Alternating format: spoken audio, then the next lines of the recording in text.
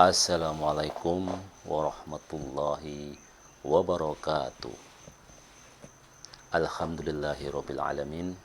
Wassalatu wassalamu ala asrofil anbiya'i wal mursalin Muhammadin wa ala alihi wa sahbihi ajma'in. Alhamdulillah, kita panjatkan puji dan syukur kita kehadirat Allah Subhanahu wa taala sampai pada pagi hari ini kita masih diberikan nikmat iman, nikmat Islam, dan nikmat sehat fisik, mental, sosial, dan spiritual.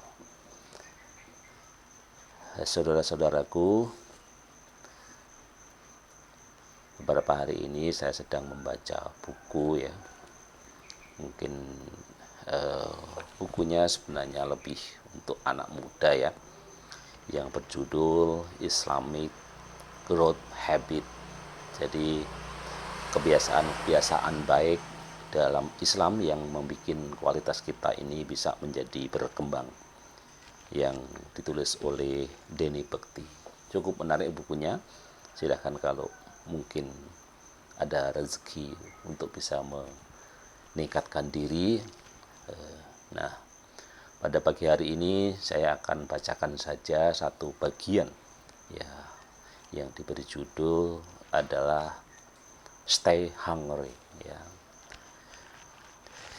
Jadi di dalam judul itu dikemukakan ya, cerita tentang stay hungry-nya sahabat terbaik Nabi, yaitu Abu Bakar Siddiq ya. Jadi selepas sholat subuh ya, berjamaah, Rasulullah itu berpaling ke arah para sahabat, kemudian bertanya, siapa yang hari ini puasa? Sahabat yang lain terdiam ya, hanya Abu Bakar yang menyahut ya, saya ya Rasulullah. Rasulullah melanjutkan, apakah ada di antara kalian yang menjenguk orang sakit? Ya.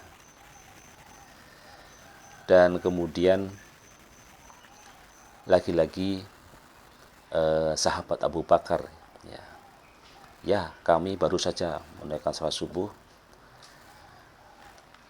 Dan yang menjawab pernah menjenguk orang sakit sebelum subuh ini tadi adalah Abu Bakar. Ya. Kemudian memberi pertanyaan yang terakhir ya, siapakah yang sudah memberi makan orang miskin? Lagi-lagi sahabat yang lain pada protes, bagaimana kita memberi orang miskin ya Rasulullah, kita kan baru bangun dan menunaikan salat subuh, jadi kapan kita ketemu orang miskin gitu ya. Lagi-lagi untuk yang ketiga kalinya sahabat Nabi Abu Bakar, saya ya Rasulullah, saat hendak masuk masjid saya bertemu pengemis yang kelaparan dan lalu saya kembali mengambil roti dan memberikan makan. Nah, kemudian apa yang dikatakan, yang disabdakan oleh Rasulullah, bergembiralah engkau wahai Abu Bakar dengan jaminan surga. Masya Allah ya. Jadi sepagi itu Abu Bakar telah melakukan banyak kebaikan. Sedini ini pula Abu Bakar sudah mengungguli sahabat-sahabat lainnya. Bagi Abu Bakar, titik start terbuat baik bukan menunggu selesai sholat subuh, tapi sejak membuka mata dan menghirup nafas, sejak itu pula ia bergegas berbuat baik di kesempatan apapun. Ya. Jadi Abu Bakar ini mengajarkan kita ya, satu kebiasaan orang-orang sukses, yaitu terus lapar berbuat baik ya. Istilah anak muda sekarang adalah stay hungry doing good ya.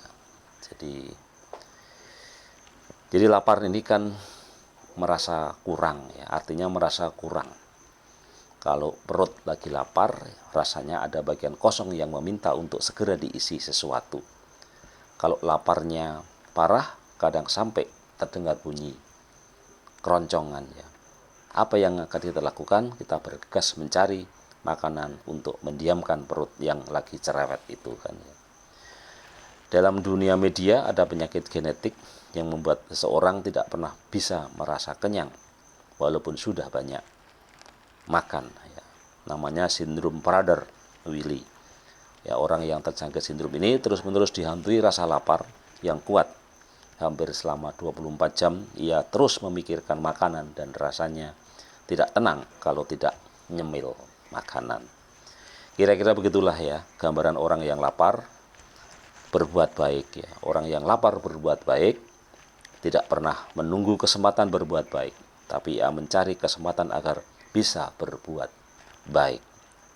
Ya, kalau sindrom Prader-Willi bisa membuat tubuh penderitanya membengkak karena obesitas, ya, sedangkan orang yang terus lapar berbuat baik akan membuat tabungan pahalanya membengkak tak terkendali.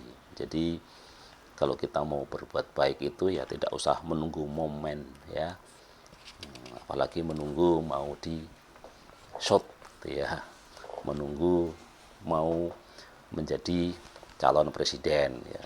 Jadi berbuat baik itu harus dijemput, tidak usah menunggu momen-momen tertentu kan gitu ya. Kemudian pesan yang selanjutnya adalah jangan merasa cukup ya, hati-hati dengan merasa cukup ya. Merasa cukup itu termasuk salah satu penyakit mental yang berbahaya ya. Kalau penyakit merasa cukup itu melanda, niscaya hidup kita berhenti bertumbuh ya. Kita jadi stuck di garis itu saja. Tidak pernah bisa jadi lebih dari potensi hebat yang kita sesungguhnya. Orang yang merasa cukup pintar akan berhenti belajar ya. Orang yang merasa cukup soleh akan berhenti meningkatkan ibadah. Orang yang merasa cukup kaya akan berhenti mengembangkan usaha. Orang yang merasa cukup dermawan akan berhenti meningkatkan amal sedekah. Orang yang merasa cukup baik akan berhenti meningkatkan berbuat baik.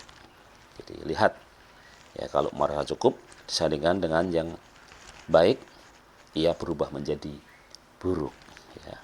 Satu-satunya hal yang kita boleh merasa cukup adalah merasa cukup berbuat buruk ya.